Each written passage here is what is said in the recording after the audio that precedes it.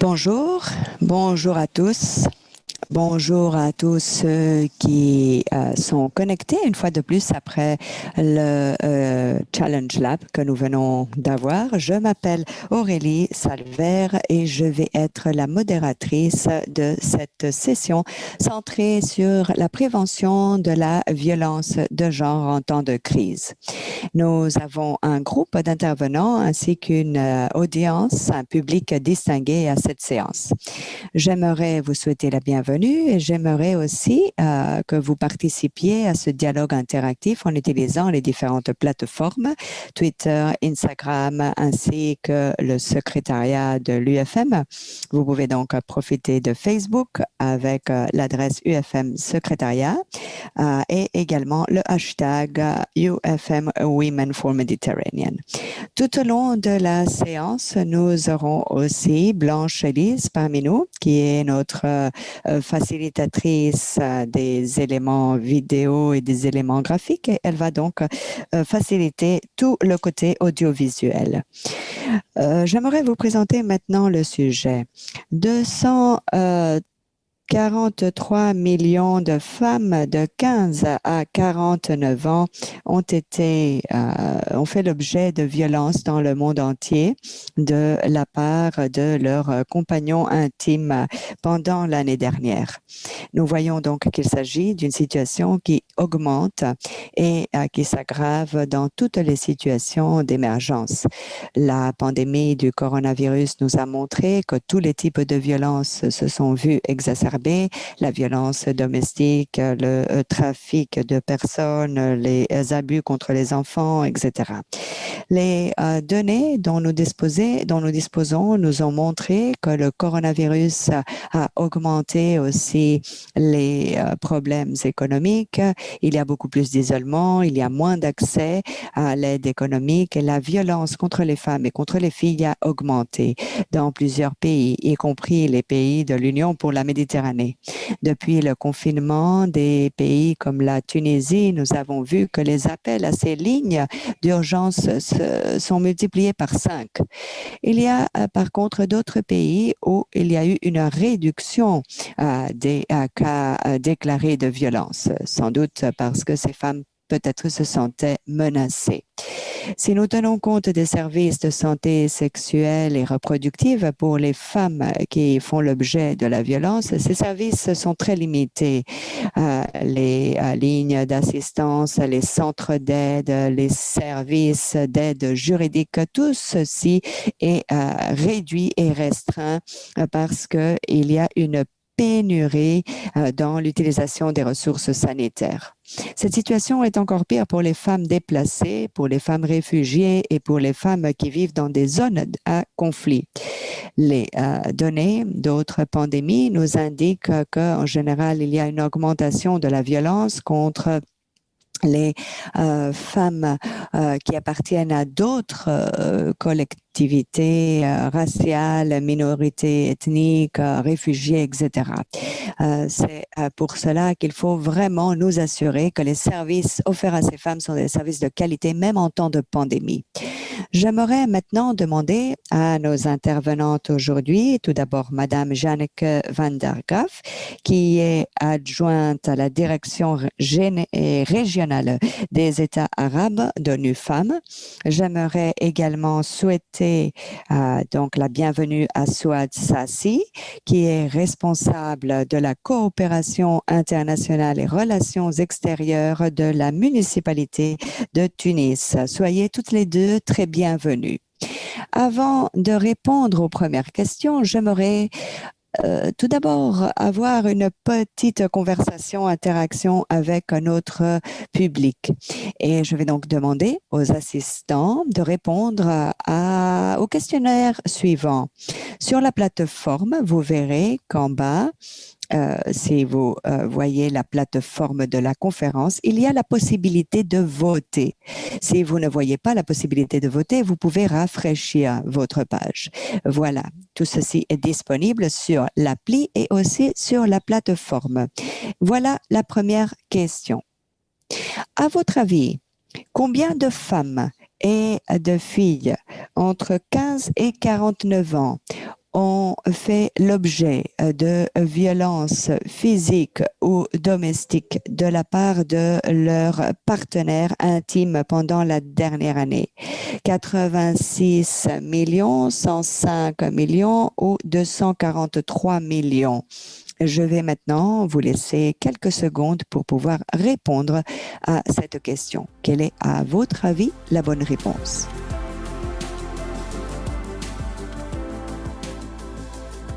Parfait. Et dites-moi lorsque nous pouvons analyser les résultats de cette enquête en ligne, de ce questionnaire en ligne. 30 secondes.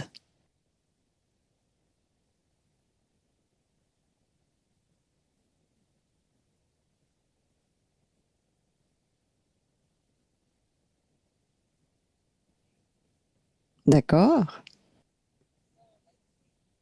Voyons voir. Est-ce que nous pouvons voir ces réponses sur l'écran? Fabuleux. Oui. Alors, il y a les réponses petit à petit qui commencent à arriver.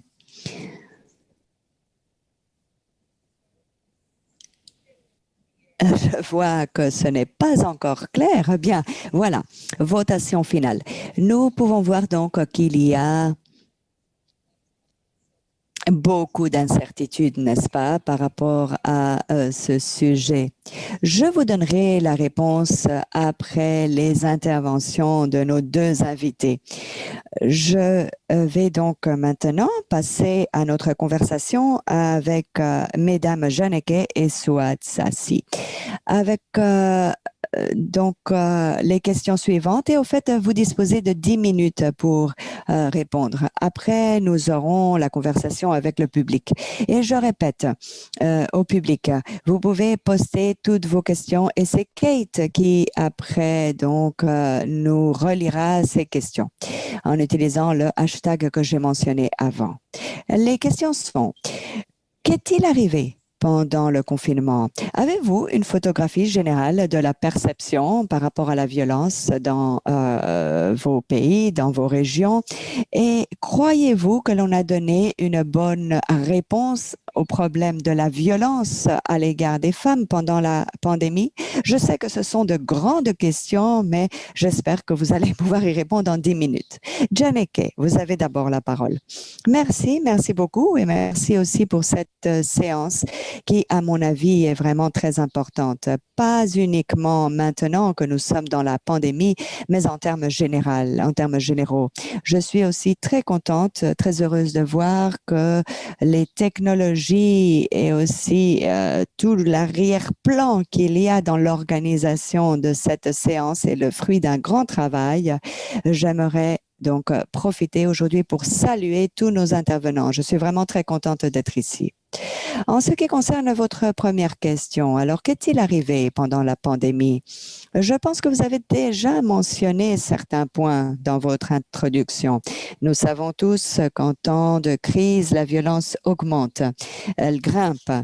Et nous savons donc aussi que nous pouvons offrir un certain support. Nous savons par exemple que dans la pandémie et en cas de crise, la violence contre les femmes augmente toujours. Nous savons qu'en général, la violence à l'égard des femmes, c'est toujours un fléau, vous l'avez dit. Et il y a un chiffre très élevé de femmes qui souffrent de violence. 37% de femmes dans notre région, je parle de la région orientale de la Méditerranée, donc plusieurs pays qui sont compris dans l'UPM, nous parlent de violences sexuelles. C'est un chiffre terrible de femmes. Et cela en temps pré-pandémie, en période normale. La raison qui explique ce chiffre ahurissant, c'est qu'il y a une discrimination très enracinée et une discrimination basée sur les sexes. Cela a des conséquences terribles pour les femmes. Il s'agit de systèmes basés sur le patriarcat, un patriarcat qui mène à une normalisation de la violence à l'égard des femmes avec des services d'accès très limité et l'accès à la justice aussi très limité pour les femmes. Et pendant les cas de pandémie, et surtout lorsqu'il s'agit de pandémies récidivantes, tout cela augmente encore. Et cela met en exergue aussi les inégalités existantes entre les sexes. Nous voyons une augmentation du féminicide, du mariage précoce, mariage d'enfants aussi, et de violences domestiques, évidemment. Pendant le confinement, partout dans le monde, nous avons vu comment les cas de violence ont augmenté, les tensions à cause de l'insécurité économique, la charge que représente s'occuper des enfants à la maison, la violence aussi au foyer. Le confinement a fait en sorte aussi que les prestataires de services, les législateurs n'ont pas pu continuer à fournir ces services, des services qui sont absolument nécessaires pour les victimes de la violence. D'un côté, nous voyons donc une augmentation du nombre de victimes et de ceux qui doivent survivre à la violence, et d'un autre côté, nous voyons un rétrécissement des services qui leur sont offerts. Il faut donc peut-être changer l'approche en ce qui concerne la fourniture, la prestation de services aux femmes. Pendant la pandémie, nous avons aussi vu que les femmes ont beaucoup souffert, ainsi que les enfants, malheureusement. Mais nous avons aussi vu un changement en ce qui concerne l'innovation de systèmes virtuels, par exemple avec l'établissement de lignes d'urgence, de lignes d'assistance. Au début, le système a eu quelques difficultés. La réponse n'a pas été immédiate.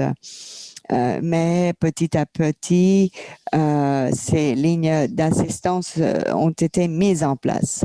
Donc, ONU Femmes veut vraiment, a toujours voulu identifier depuis l'apparition de la pandémie les particularités donc de cette violence contre les femmes, surtout au foyer, au niveau individuel, mais nous avons aussi voulu nous centrer sur les services qui peuvent être fournis à ces femmes. Et nous souhaitons donc offrir une réponse basée sur les preuves et allant directement aux besoins sur le terrain. Nous avons fait plusieurs études concernant la violence contre les femmes et nous nous sommes centrés aussi sur une enquête qui a couvert 9 pays, dans les pays du sud et l'est de la Méditerranée, le Maroc, la Tunisie,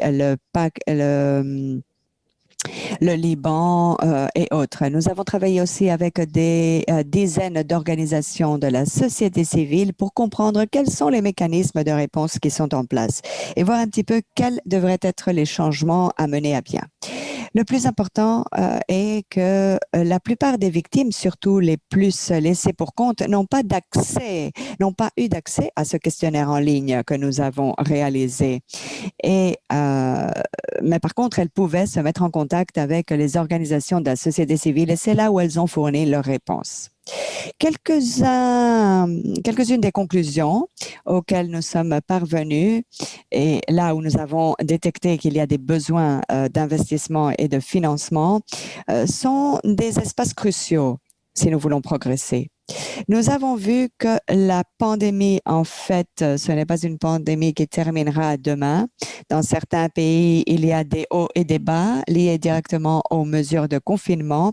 Tout cela nous mène à penser qu'il faut donc poursuivre nos études et nos initiatives.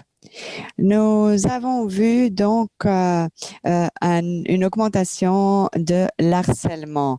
C'est quelque chose que nous avons vu dans une sur chaque 5 femmes qui ont répondu à notre enquête. Elles ont reporté des cas de violence domestique par leurs époux ou leurs proches. Il y avait en fait une femme sur 3 qui parlait de violence domestique. Il faut aussi signaler que notre enquête s'est centrée aussi sur les dynamiques existantes entre hommes et femmes. Les hommes, eux aussi, ont dit qu'ils se sentaient peu sûrs à la maison et cela leur produisait une certaine angoisse. Un point qui, évidemment, doit être donc mieux géré du point de vue des mécanismes de réponse. Plus de femmes ont parlé de manque de sécurité et plus de femmes ont senti que la violence domestique provoquait beaucoup de préoccupations, non seulement pour elles, mais aussi pour les membres de leur famille et leur environnement familial. En ce qui concerne le comportement et les cas de violence dans le contexte de la pandémie, je dois dire que là, il y a surtout la peur des représailles, la peur des représailles dans les mains de celui qui provoque l'agression, mais surtout, comme je disais, la violence domestique. La violence domestique reçoit toute l'attention, même si ces cas de violence domestique ne sont pas toujours reportés parce qu'il y a un certain stigmate. Dans notre recherche, nous avons vu aussi que lorsque le questionnaire a été fait, le niveau de service a été interrompu. Les services fournis à ces femmes n'ont pas atteint vraiment les femmes qui en avaient besoin. Et il y avait aussi un groupe de femmes qui subissaient de la violence pour la première fois. Dans notre enquête en ligne, nous avons aussi signalé que plusieurs femmes se sont adressées aux services de police et de justice pour recevoir une première aide, un premier secours. Il faut donc faire de notre mieux pour que ces services soient capables de répondre à ces victimes de la violence. Et évidemment, le rôle aussi joué par la société civile. Et là, je pense que le point le plus important, et que nous voyons donc que la société civile et les organisations de la société civile sont en général le premier service, la première porte à laquelle frappent les femmes. Les services communautaires, donc, de pays où ces femmes sont très stigmatisées et des femmes qui peut-être donc n'ont pas la possibilité d'avoir accès aux institutions gouvernementales. Donc, il est très important de signaler qu'il faut continuer à soutenir les organisations de femmes et surtout beaucoup insister sur les services communautaires. En ce qui concerne la deuxième question, j'aimerais parler un petit peu par rapport aux innovations que nous avons vues dans toute la région. Et évidemment, j'aimerais signaler, comme je l'ai dit avant, que la violence contre les femmes est venue de la main de la réduction des services disponibles et par contre une augmentation de la portée de la violence. Nous avons vu que au début, les fournisseurs et les prestataires de services vraiment ont tenu compte d'une nouvelle approche. Ils ont essayé de vraiment créer des espaces immédiats pour toutes ces femmes qui avaient besoin d'attention, des services donc de soutien psychosocial, accès aux services de police, aux services de la justice, etc. Donc, il faut dire que le secteur social vraiment a entrepris plusieurs actions dans beaucoup de pays, y compris la disponibilité des lignes d'assistance. Et cela leur a permis aussi de renvoyer les femmes vers d'autres services, par exemple comme les services sanitaires ou les services policiers, y compris les réseaux sociaux et les services donc sur Internet. Il faut dire aussi que les services sanitaires ont été interrompus aussi au début, les services d'accueil également, d'hébergement également. Nous avons donc essayé de miser sur la mise en place de nouveaux hébergements pour que les femmes puissent respecter la distance de sécurité, les services hygiéniques aussi et aussi avec les enfants. Et la police a adopté d'autres approches et aussi du système de justice. Je suppose que mes collègues panélistes aborderont cela aussi, donc je ne vais pas rentrer dans les détails. Merci. Et peut-être un dernier point, si vous me le permettez. J'aimerais dire que dans l'évaluation que nous avons faite de la société civile, un des enjeux que nous voyons, c'est que les organisations qui soutiennent, surtout du point de vue communautaire, sont des organisations qui devraient être durables. Il faut vraiment les aider, les soutenir et les financer. Il faut donc insister sur tous ces domaines et pour continuer à soutenir les femmes, surtout les femmes les plus marginalisées, grâce à l'appui de toutes ces organisations. Merci. J'aimerais rappeler tous les intervenants suivants vraiment de respecter les minutes qui leur sont accordées. J'ai ma montre ici. Vraiment, j'aimerais que nous aurions du temps pour les questions. Souad Sassi de la Tunisie, qui appartient à la mairie, à la municipalité de Tunis. Quelle est la situation en Tunisie en ce qui concerne les solutions innovantes? Et Madame Sassi, vous avez 5 minutes. Allez-y. Merci beaucoup. Merci Madame.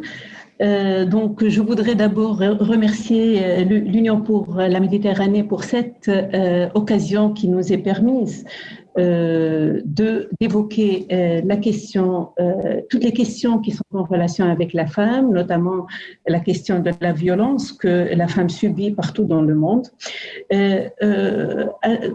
Pour la ville de Tunis. Pour la ville de Tunis, c'est une ville innovante dans son milieu arabo-musulman. Donc, une ville innovante parce que c'est une ville là où nous avons depuis 1956 la consécration des droits de la femme. Cette consécration a été réalisée, comme vous le savez, par le leader Bourguiba. C'est pour cette raison qu'on a entendu pendant très longtemps que la femme tunisienne ne méritait pas les droits qu'elle a reçus parce que c'était un don de la part d'un leader. Mais la révolution a démontré que la femme tunisienne a bien mérité ces droits-là parce qu'elle s'est mobilisée et parce que si nous avons actuellement une révolution réussie à Tunis, c'est grâce à la mobilisation des femmes. C'est pour cette raison qu'on a réussi à arracher les droits, donc la parité horizontale et verticale, ce qui a permis à la ville de Tunis, pour la première fois dans son histoire, d'avoir une mère femme. Donc cette mère femme, elle est très sensible à la question genre, elle est sensible, c'est pour cette raison qu'elle a veillé à ce que les commissions municipales soient l'expression de cette volonté d'avoir des femmes leaders, responsables au niveau des arrondissements municipaux et au niveau des commissions. C'est pour être à l'écoute de la femme, c'est pour servir davantage la femme et surtout les jeunes. Donc, dernièrement, nous, à Tunis, comme partout dans le monde, nous étions et nous sommes toujours en guerre contre la Covid-19.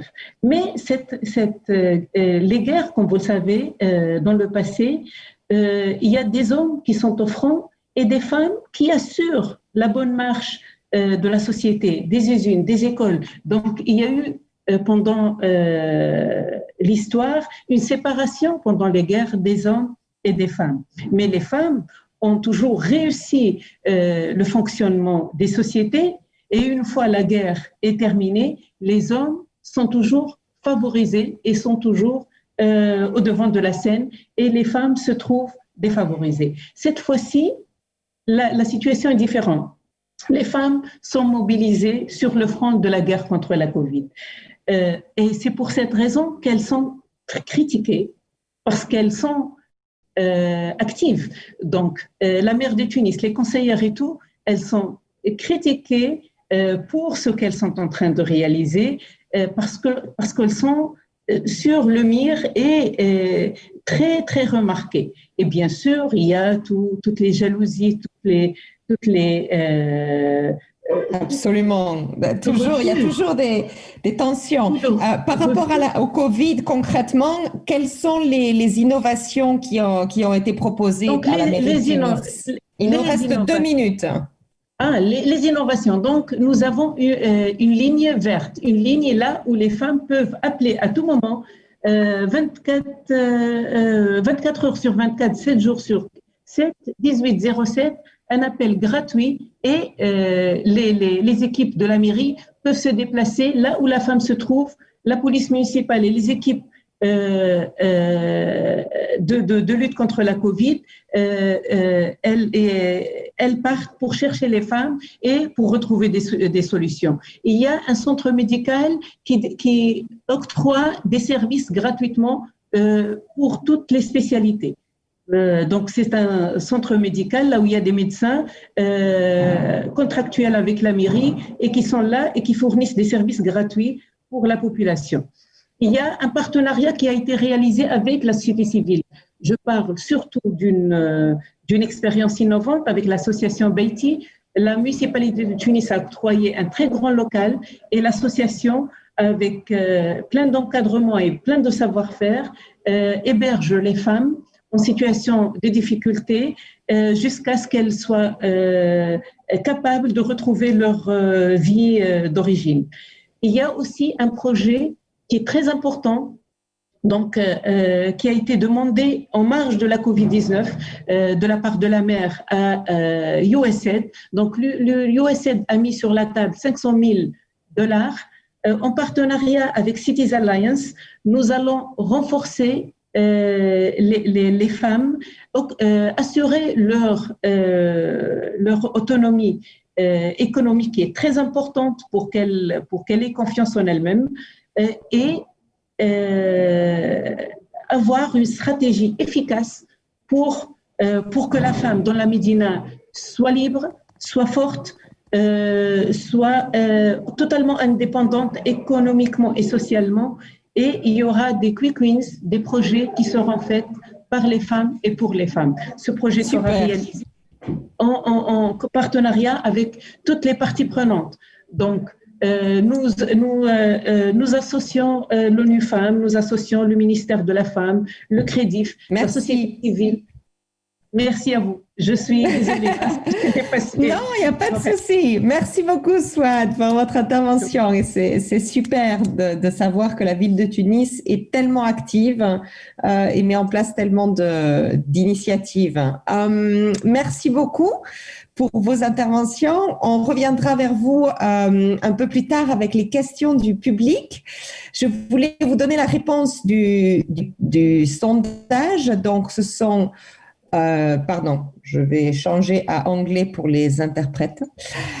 So the answer of the survey... Donc, la réponse au sondage qui a été lancé, 223 millions de femmes qui ont été soumises à des violences, de filles ou des femmes qui ont été soumises à des violences sexuelles pendant les 12 derniers mois.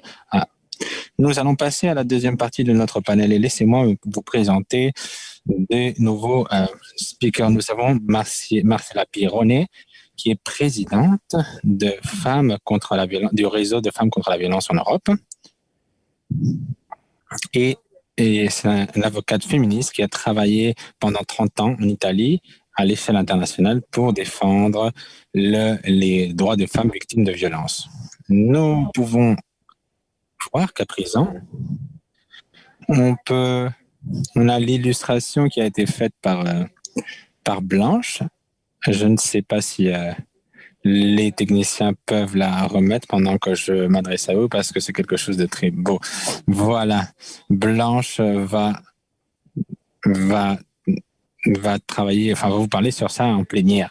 J'aimerais présenter aussi Melza Ararat, qui est Piezzi, fondatrice du forum à l'Université de Turquie.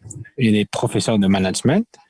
Elle a un parcours dans une entreprise. Elle a travaillé au Benelux et en Afrique et en Asie, enfin dans le Pacifique Sud, avant de revenir au monde académique. Nous avons Julie De Chiffre, qui a travaillé dans le secteur humanitaire et dans le secteur du développement, surtout dans le Sud-Est Pacifique. Elle est manager sur l'initiative Euromed, un réseau qui met en liaison des organisations de femmes des deux côtés de la Méditerranée et qui fait le plaidoyer pour l'égalité, pour les droits des femmes et la construction de la démocratie. Bienvenue aux trois panélistes. Nous avons 3 questions à vous poser. Donc, si vous répondez aux 3 ou vous répondez à une, parce que je sais qu'en 5 minutes, c'est très compliqué, les 3 questions sont, premièrement, quel est le rôle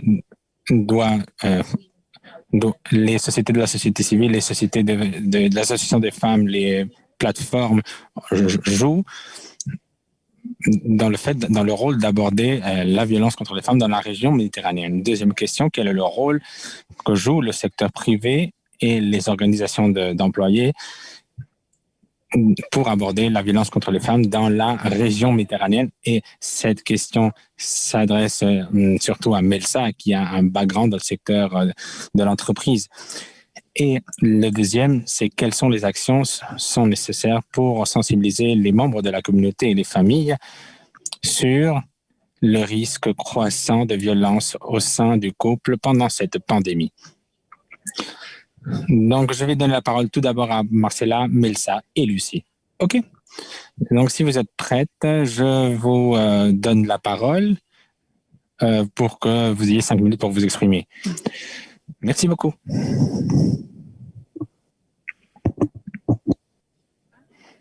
Oui, il y a un problème de son. Je crois que vous êtes muté.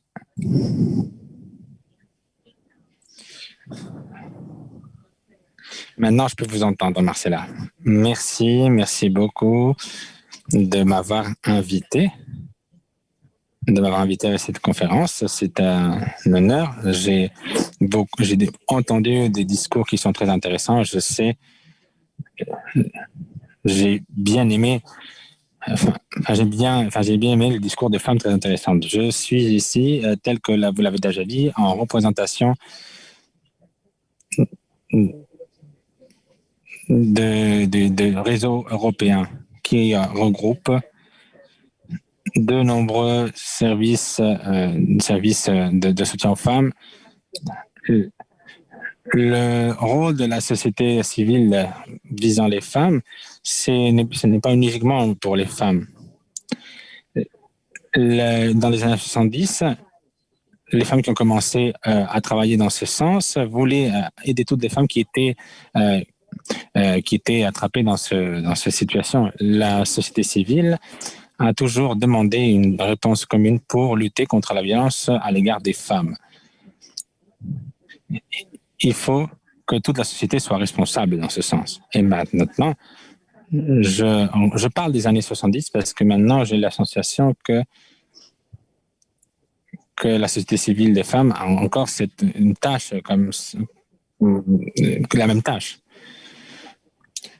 Nous ne sommes pas en train de soutenir les femmes en gérant dans les différentes crises avec sans financement supplémentaire. Mais le fait de fournir ce service n'est pas notre seule tâche. Les sociétés civiles féminines et les ONG doivent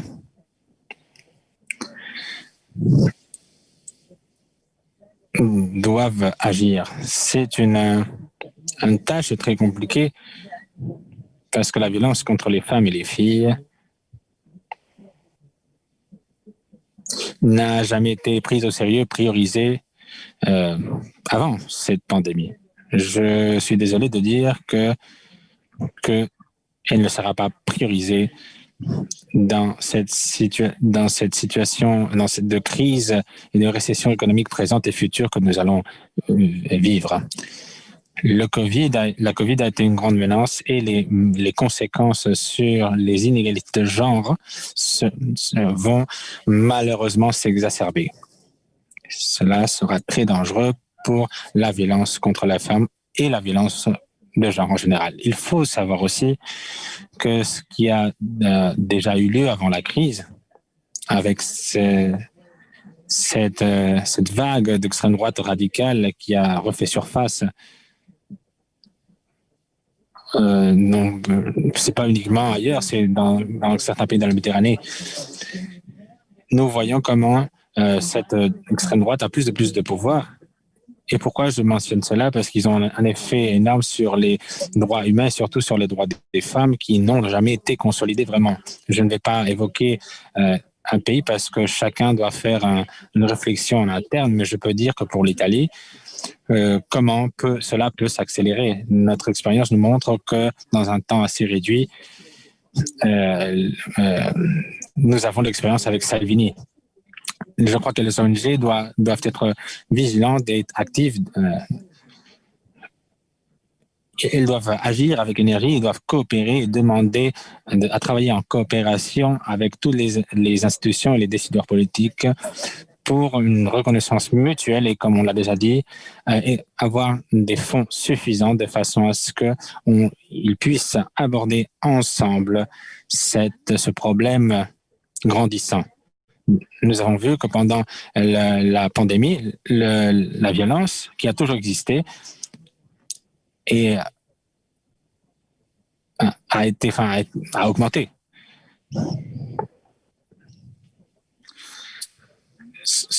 Deux secondes. Marcella, vous avez 30 secondes.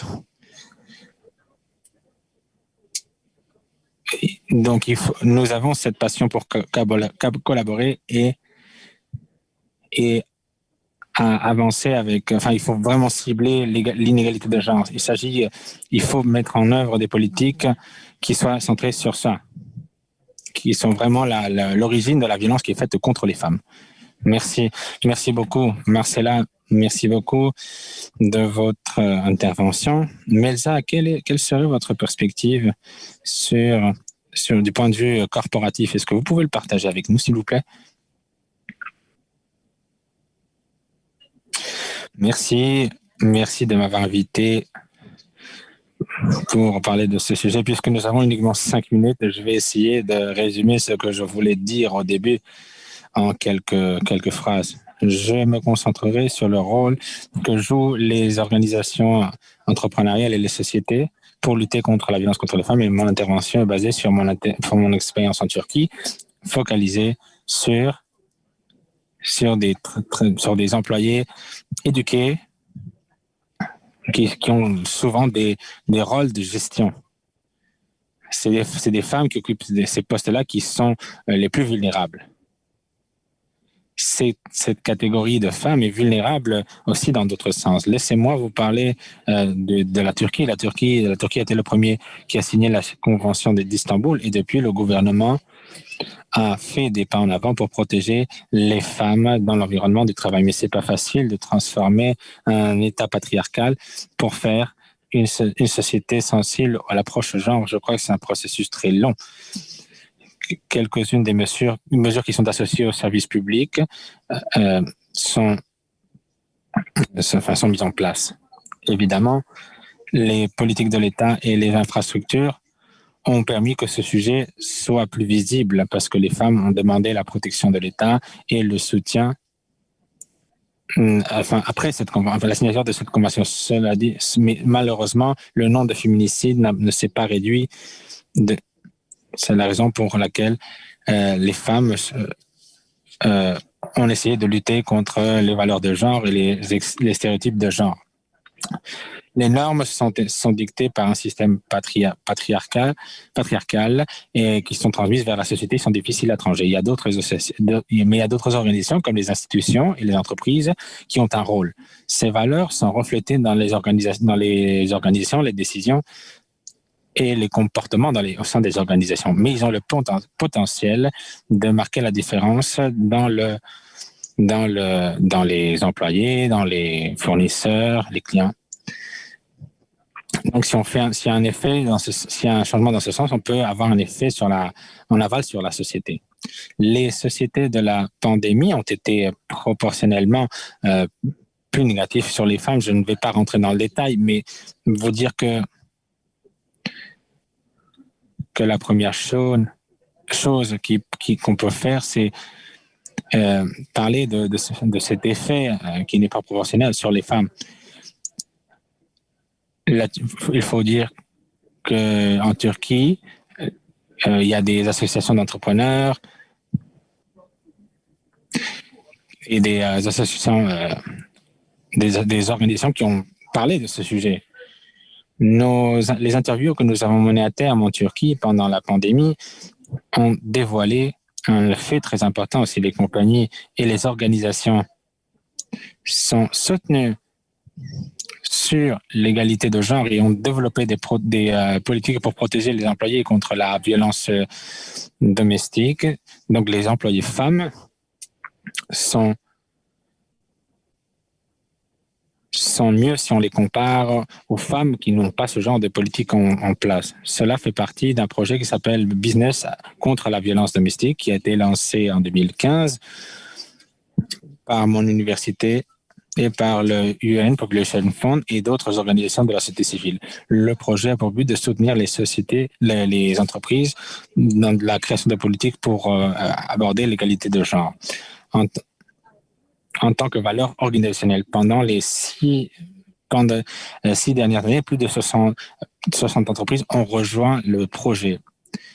Il y a beaucoup de femmes qui ont reçu des formations dans ce sens pour reconnaître les signes de l'abus et comment faire un suivi, un soutien.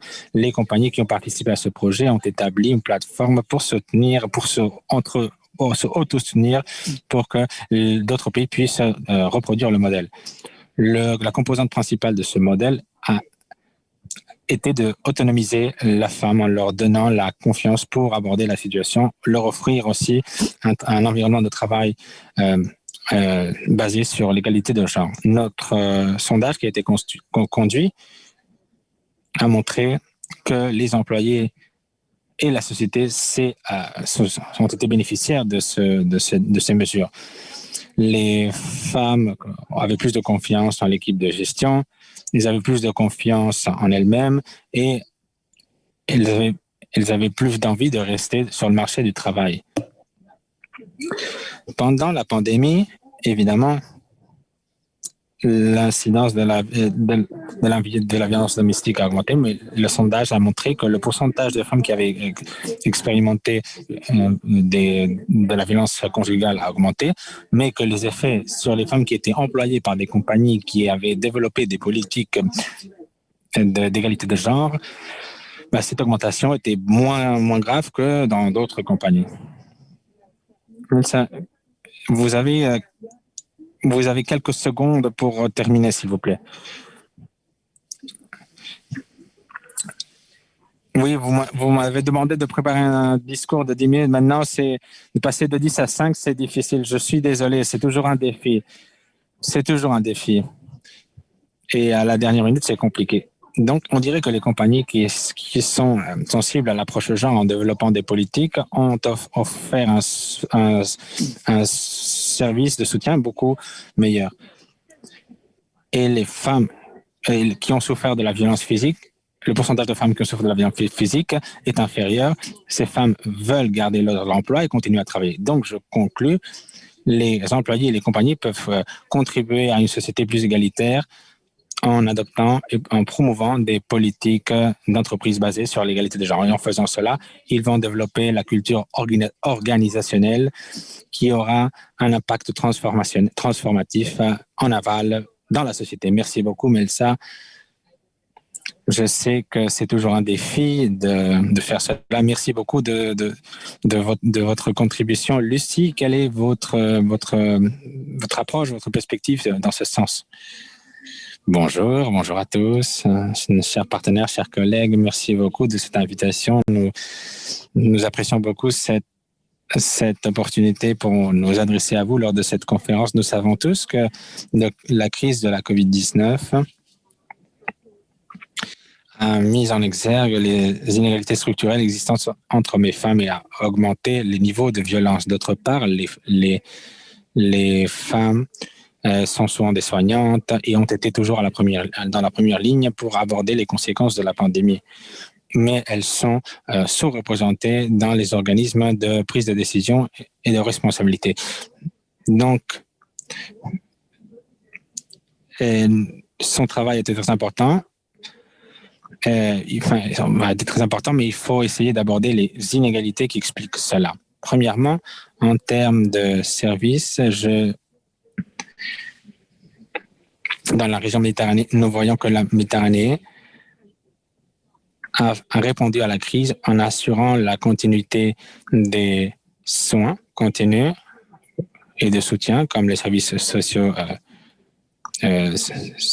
psychologiques, sociaux, en faisant des campagnes de sensibilisation, surtout au niveau de la communauté et en améliorant la communication auprès de la communauté. Les organisations OC ont aussi offert une source de données pour montrer comment était la réalité que vivaient les femmes, la réalité et l'oppression. Les différents niveaux d'accès aux ressources et aux services aussi. Nous savons que les résultats sur l'impact de genre ont été incomplets. Nous avons besoin ventilés sur l'impact de la COVID et soutenir le développement d'analyses basées sur l'approche genre. Nous avons aussi travaillé sur les plans régionaux pour répondre à la COVID-19 du point de vue de l'approche genre. En ce qui concerne le plaidoyer, sachant que les organisations de droits humains sont en train de se regrouper, nous faisons un appel pour des changements structurels. Nous avons fait un appel pour faire une sensibilisation transversale pour nous assurer que toutes les femmes, les migrantes et autres sont incluses dans les plans de réponse. Et aussi, nous avons promu l'agenda paix et sécurité pour les femmes, dans lesquels nous avons souligné l'importance de la démocratie, de la justice sociale et de la paix pour atteindre l'égalité de genre dans la réponse de la COVID-19 et dans les mesures ultérieures. Cela dit, aujourd'hui, nous voyons qu'il y a peu d'égalité d'équité dans les organismes de prise de décision et surtout dans la réponse à la COVID-19. Notre objectif en tant qu'initiative féministe Euromède a été de continuer à fournir, travailler avec nos membres des outils de plaidoyer, comme par exemple reconnaître les femmes en tant que des agents actifs de changement et pas uniquement en tant que victimes ou en tant que membres passifs. Et d'autre part, considérer la participation des femmes dans la prise de décision en tant que principe de base, un droit pour la démocratie et la justice sociale, et non seulement en tant qu'un impact positif. Les organisations de droits humains pour les femmes doivent fédérer leur expertise. L'un des initiatives que nous avons eu collectivement, c'est de créer un observatoire de la société civile pour faire un suivi de la mise en œuvre de mécanismes régionaux et nationaux visant les femmes et visant aussi la paix et la sécurité pour les femmes. Et lorsque nous avons organisé des réseaux, nous voyons que nous pouvons avoir un impact important en utilisant et en transformant les canaux régionaux et nationaux. Donc pour nous, l'un des instruments importants que nous avons utilisé comme référence, c'est la déclaration de l'UPM. La déclaration de l'UPM sur le renfort du rôle de la femme dans la société. Et nous avons organisé un dialogue régional en collaboration avec le ministère de Développement en Jordanie. Nous avons eu des chercheurs, des ONG, de l'UN et l'UPM pour émettre des recommandations afin de nous assurer que nous avons des données pour un suivi, pour suivre l'engagement en matière de droits humains.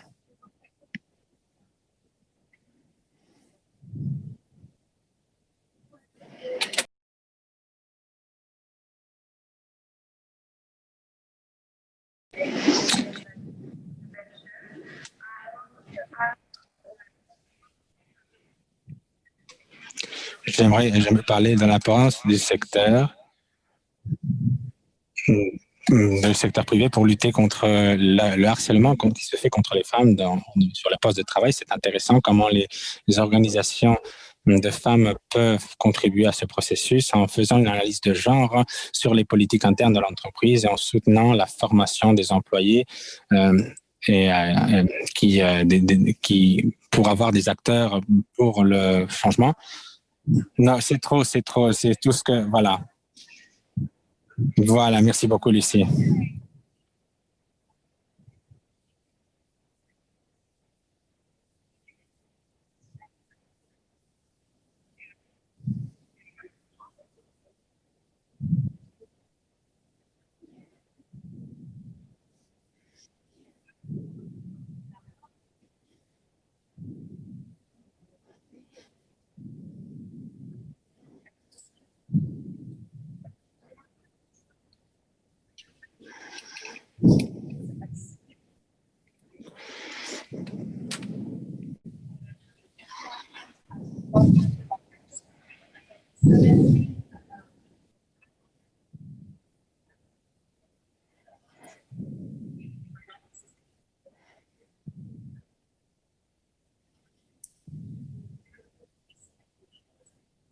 il faut avoir la page rafraîchie pour pouvoir voter et il s'agit donc de voir un petit peu le risque. Alors, la violence domestique est augmentée dans certains pays et les possibilités d'augmentation de cette violence contre les femmes et les jeunes filles augmentent en combien? 10%, 20% ou plus? Vous avez donc la question affichée sur l'écran. Les confinements augmentent le risque de violence contre les femmes et les filles. Quel a été ce pourcentage d'augmentation de la violence domestique pour certains pays? 10% de plus, 20% de plus ou 30% de plus? Oui, nous sommes désolés, mais nous entendons quelqu'un qui parle. S'il vous plaît, nous vous demandons de bien vouloir mettre votre micro sur silence. Merci. Oui, nous pouvons voir donc que les votes ont presque terminé. La majorité disent 30% et oui, c'est la bonne réponse. Le confinement a augmenté le risque de violence en 30% à l'égard des femmes et des filles.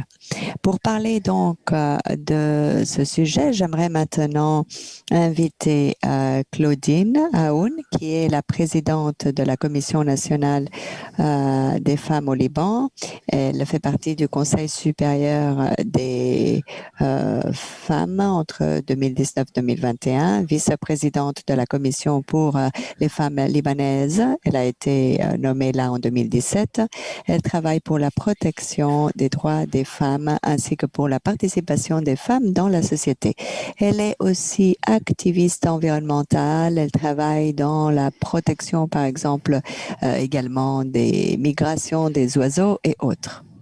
Notre deuxième intervenante ou dernière intervenante est Nino Berzulli qui dirige des programmes dans le bureau régional de l'OMS et Madame Berzulli est médecin avec plus de 60 ans 16 ans d'expérience dans le secteur sanitaire. Elle est responsable de programmes de santé reproductive et santé sexuelle et les deux donc vont essayer de répondre aux questions suivantes. Comment les pays peuvent assurer le maintien des services tels que les lignes d'assistance, les systèmes de conseil, les centres d'émergence, etc. en temps de pandémie? Et la deuxième question est, sommes-nous prêts pour faire face à cette deuxième vague et à la crise que suppose cette deuxième vague pour les femmes et les enfants? Sommes-nous prêtes? Alors, d'abord, Claudine et après Nino.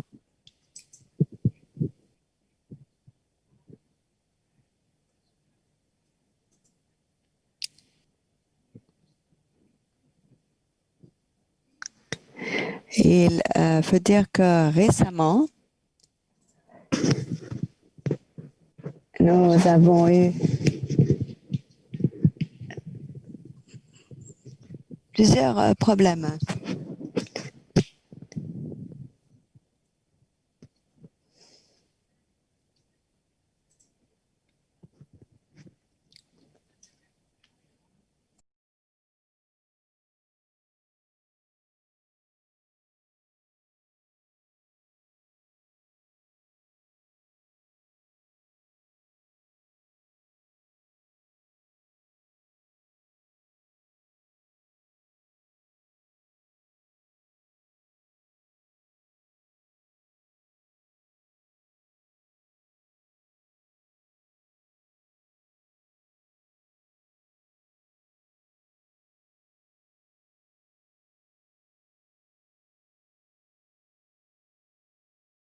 La Commission nationale s'est occupée de tous les thèmes. Et il s'agissait aussi de voir si ces femmes devaient recevoir les services au plus vite possible et ne pouvaient donc pas avoir accès à ces services à cause du confinement. Il y a eu également plusieurs décisions et plusieurs actions pour pouvoir aider ces femmes par le biais d'Internet. La Commission nationale également a essayé de répondre le plus vite possible à tout cela afin d'avoir une couverture géographique. Elles ont aussi participé donc avec le ministère et pour aider les associations qui offrent aide donc aux femmes. Il y a eu également une coordination entre toutes les organisations de la société civile et les services de conseil, les hébergements, etc.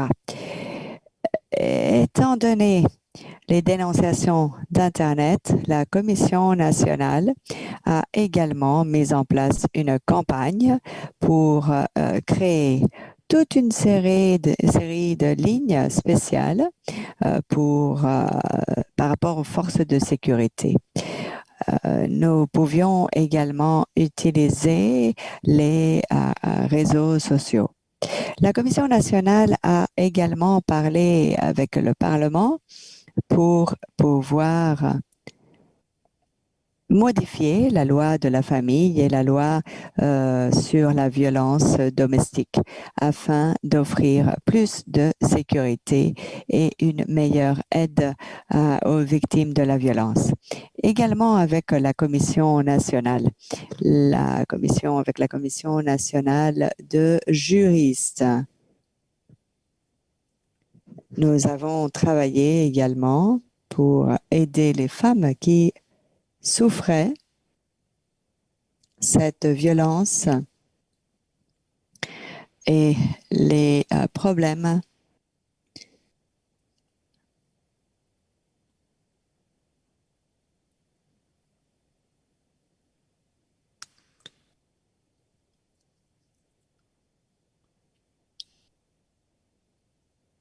toutes ces initiatives entrent aussi dans un plan national pour définir la violence de genre et la violence, comme je disais, la violence contre les femmes et la violence physique. J'aimerais dire que cette année, nous avons souffert aussi à cause de la COVID-19 et à cause aussi de l'explosion que nous avons vécue au port de Beyrouth. Vous pouvez donc bien imaginer que tout cela a eu un impact terrible pour les femmes et pour les jeunes filles.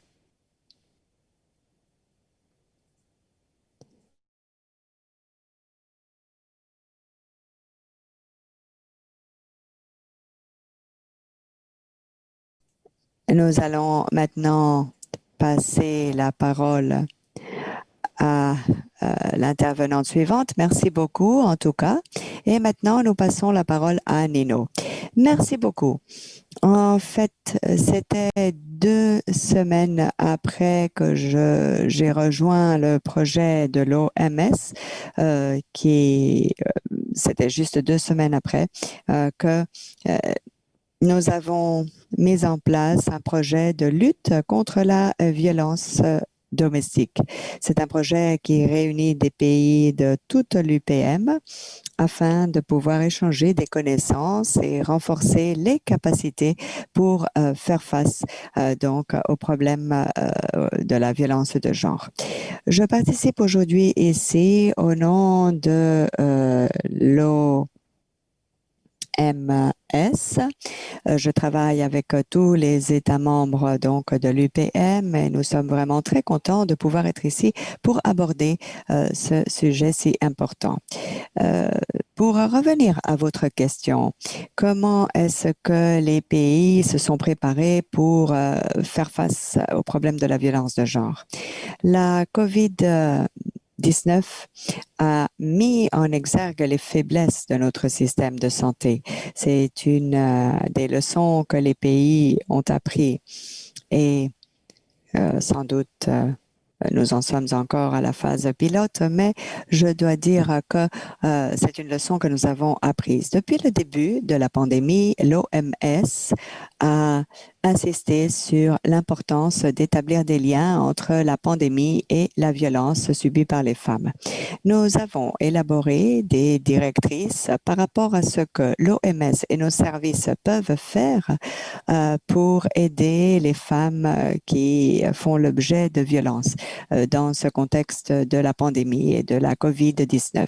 Nous avons également élaboré des recommandations par rapport à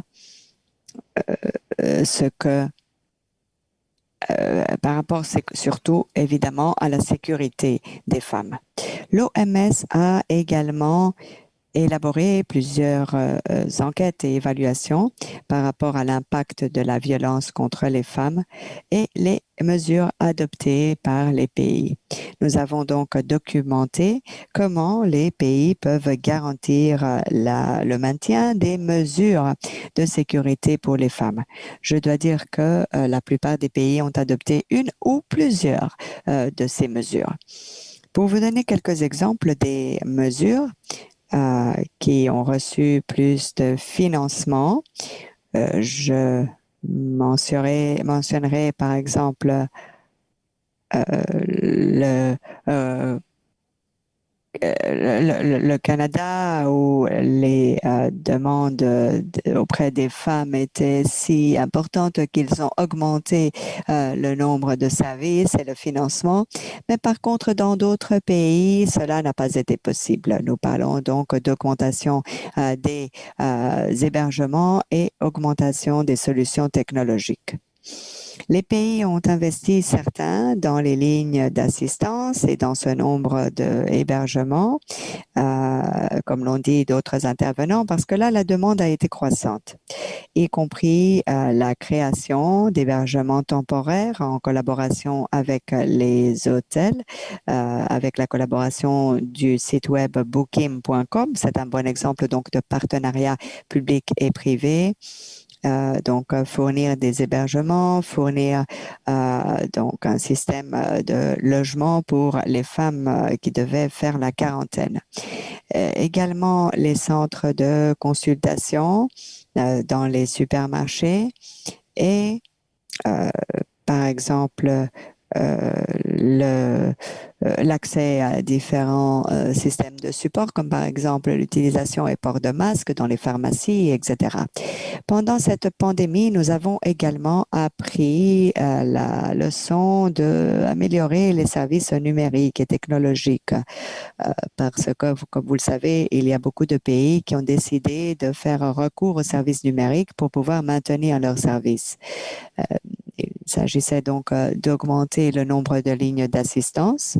C'est une mesure que nous avons vue dans beaucoup de pays avec l'introduction de nouveaux numéros de lignes d'assistance en utilisant les messages textuels, le WhatsApp ou de nouvelles applications avec des systèmes d'alarme qui permettaient donc d'accéder à tous ces services d'assistance. D'autres pays ont également ajouté des ressources sociaux, par exemple les systèmes de conseil en ligne, les systèmes de courrier électronique, etc. Il y a beaucoup donc d'exemples qui nous montrent, qui nous illustrent des initiatives qui ont été mises en œuvre par les pays pour faire face à la pandémie. Nous aimerions donc les remercier pour ceci. Merci beaucoup, Dr. Bertzoud. Rassouli, vous n'avez plus que quelques secondes. Oui, comme je l'ai déjà dit, les gouvernements ont adopté toute une série de mesures pour élargir les services offerts aux femmes pendant la pandémie. Et il faut dire aussi que c'était donc une façon de faire face à l'impact négatif donc de la COVID. Merci beaucoup. Merci. Merci beaucoup à tous et à toutes. Nous allons maintenant prendre différentes questions de l'audience. Kate, s'il vous plaît, et tu peux aussi nous montrer le merveilleux travail fait par Blanche, si c'est possible. Kate, donc, quelles sont les questions posées par notre public? Bonjour, Aurélie. Alors, il y a 5 questions de la part du public adressées aux intervenants, à tous les intervenants. L'harcèlement en ligne a augmenté pendant la pandémie, surtout par rapport aux jeunes. Comment pouvons-nous travailler pour éviter et prévenir ce type de violence? La question suivante est: il y a eu beaucoup d'initiatives de la part des organisations de la société civile, par exemple offrir de nouveaux logements, hébergements pour les femmes, comme nous l'avons vu donc en collaboration aussi avec les gouvernements nationaux. Jusqu'à quel point la collaboration avec les autorités publiques peut être renforcée, cette collaboration entre organisations de la société civile et autorités publiques? Troisième question, les données. Les données sont clés pour voir comment la violence peut augmenter entre les femmes et les filles. Mais la pandémie, parfois, fait que ce soit difficile de ramasser, de recueillir toutes ces informations. Comment pouvons-nous continuer à collecter, à recueillir toutes ces informations et ces données en temps de pandémie? Et numéro 4, quelles sont les politiques que l'UPM peut adopter face à l'augmentation de la violence en situation de pandémie? Et dernière question qui fait référence au langage. Nous parlons beaucoup de la violence contre les femmes, comme si les femmes étaient simplement des sujets passifs, des femmes agressées. Et nous ne parlons pas tant des agresseurs. La question est, ne devrions-nous pas nous centrer davantage sur les agresseurs, sur les maltraiteurs, et quelles sont les initiatives existantes en ce sens? Merci beaucoup, Kate. Nous allons maintenant donc consacrer 5 minutes pour répondre aux questions. Je pense que nous ne pouvons pas toutes les répondre. Je vais peut-être commencer par la dernière question. Qui veut répondre à cette question par rapport à la langue? Oui, s'il vous plaît. Qui veut répondre donc par rapport à cette question? Cette idée de travailler avec les maltraiteurs. Parce que c'est vrai, nous nous centrons beaucoup sur les femmes et les filles, mais il y a un maltraiteur qui provoque cette violence. Je sais qu'au Liban, Abba travaille beaucoup avec les hommes dans leur accès de violence, de rage, qui leur offre des conseils psychologiques, qui travaille beaucoup sur les stéréotypes de genre. Connaissez-vous d'autres initiatives pareilles à celle-ci? Qui veut prendre la parole? Oui, Souad, peut-être? Allez-y. En français, merci d'accord. beaucoup. Merci beaucoup. Donc, En bas, tu cliques en bas sur la map monde. sur le micro, c'est ça? Attends, je vais expliquer en français. I'm going to explain in French. So, Souad, tu cliques sur la map monde en bas à droite. À droite. J'ai pas trouvé, je suis désolée. OK. Donc, j'ai voulu juste expliquer un point qui a été arrêté dans la stratégie de la ville de Tunis par la maire. C'est de travailler surtout sur l'éducation. l'éducation, l'éducation, l'éducation. Donc, on essaye, même vis-à-vis des agresseurs, d'être à l'écoute, de comprendre les raisons, de soutenir psychologiquement. Mais le travail de base que nous sommes en train de faire, c'est dans les lycées et dans les collèges, dans les écoles. Donc, nous travaillons avec le ministère de l'Éducation et plusieurs associations de la société civile pour assurer des formations civiques pour les jeunes, les tout jeunes. Et les garçons surtout surtout les garçons et les filles aussi. Parce que les garçons qui sont ce qu'ils sont quand ils sont des hommes, il y a une mère derrière qui est stéréotypée, qui a agi selon les traditions, qui a donné des noms tabous à son fils. Son Tout fils, à fait. il est Tout à fait. un petit Mais dieu. on parle des initiatives sur les garçons. Essayons de ne pas revenir sur la responsabilité des femmes. On en a jusque-là. Oui. Alors, les garçons et les hommes. Donc, on essaye, dès leur jeune âge, de les encadrer, de les sensibiliser, de faire tout un travail éducatif pour qu'ils soient plus tard des jeunes matures et des jeunes qui respectent l'autre, qui respectent la diversité, qui même s'ils sont enragés, ils doivent savoir s'exprimer de façon civique. Voilà, nous faisons un travail énorme sur les jeunes. Merci, Swad. Marcella, I could see you nodding. What do you think? Marcella, je voyais que vous étiez en train d'affirmer, de dire oui avec la tête. Que voulez-vous dire? Marcella, voulez-vous parler? Et après, je passerai la parole à Janneke. Oui, excusez-moi, je voulais répondre peut-être pas à cette question concrète, mais par rapport à la question des autorités publiques. Je pense que la Convention d'Istanbul peut être un très bon exemple de forte collaboration entre institutions, gouvernements, décideurs et société civile. Je pense que cette convention est un modèle global, holistique, qui touche la violence domestique contre les hommes, contre les femmes, contre les filles, dans ce cadre global. Il y a les politiques, il y a le côté judiciaire, etc. Je pense donc que c'est un instrument qui peut être un référent si nous voulons approcher le côté politique dans d'autres pays. Merci Marcella. Janneke, que souhaitez-vous ajouter? Oui, et moi aussi j'aimerais revenir au sujet, aux causes sous-jacentes, aux racines de la discrimination qui existe contre les femmes dans de très nombreux pays. Et il faut vraiment faire face à cela et faire face donc à ces normes sociales, à ces dynamiques sociales qui sont en place. Et je pense qu'il faut en effet engager la jeunesse, les hommes, pour qu'ils comprennent la masculinité d'une autre façon, qu'ils comprennent bien la dynamique et les dynamiques au foyer. Nous, chez ONU Femmes et dans la région MENA, surtout, nous essayons d'identifier les sujets qui touchent les garçons et les filles dans leur dynamique.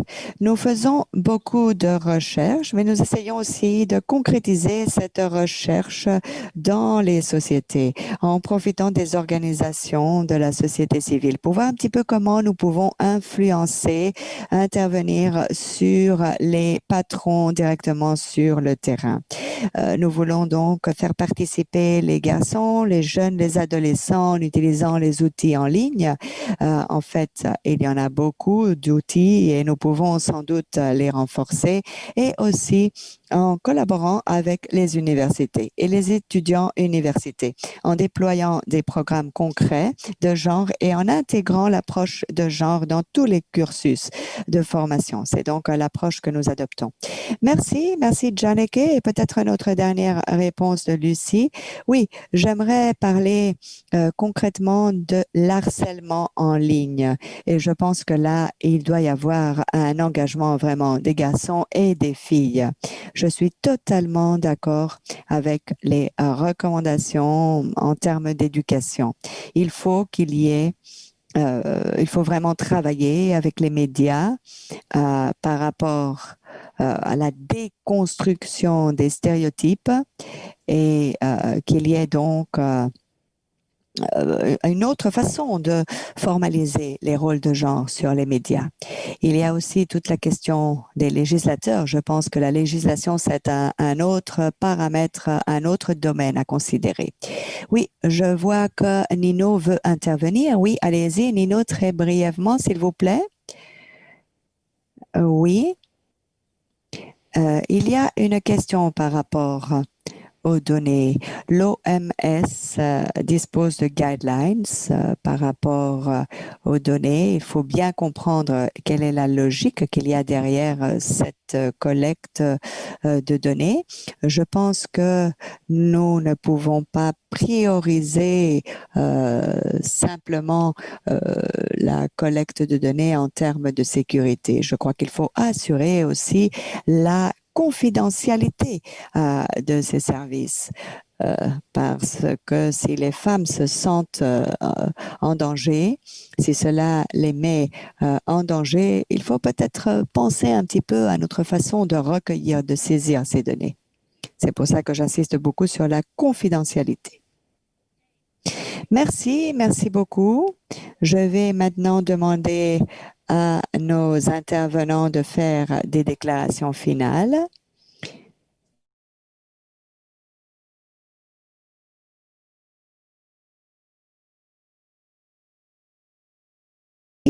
Oui, cliquez sur le globe et vous indiquez quelle est la langue dans laquelle vous allez parler. D'accord. Il n'y aura donc pas d'arabe, Claudine? Non, pas d'arabe. Bon, nous allons voir. Nous allons faire ça dans l'ordre. Donc, une par personne, Jannick, et on va suivre la même ordre que pendant le panel. Merci beaucoup. Alors, une phrase, je crois que nous savons tous quels sont les problèmes. Je crois que nous savons tous qu'il faut améliorer et continuer à renforcer la collecte de données. Il faut surtout sur les plus vulnérables. On a besoin de financement pour les organisations de la société civile et de mener à terme des partenariats pour aborder les préoccupations maintenant. Merci beaucoup. Merci beaucoup, Jannick. Souad, la parole est à vous. Souad. Merci. Donc, ce que j'ai à dire, c'est résistons toutes là où nous sommes. C'est très important. Il faut résister, résister, résister. Autre chose, il faut être, quand nous sommes au pouvoir, il faut être des femmes au pouvoir et non pas des hommes déguisés en femmes. C'est très important. Et merci. Après, on pourra toujours réfléchir à ce que ça veut dire être une femme. Mais bon, c'est notre panel. Ensuite, Marcella. Let's go. Qu'en est-il? Oh, Marcella, we can't... Marcella, on ne peut pas vous en... Je crois que vous êtes mutée.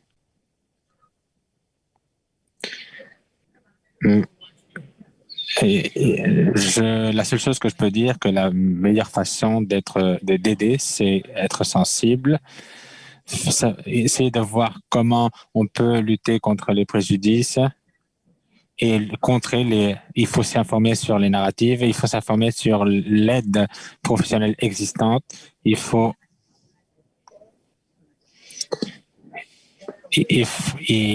que les femmes puissent arriver quand elles veulent, quand elles le souhaitent, dans les services afin de pouvoir échapper de la violence qui se fait contre elles.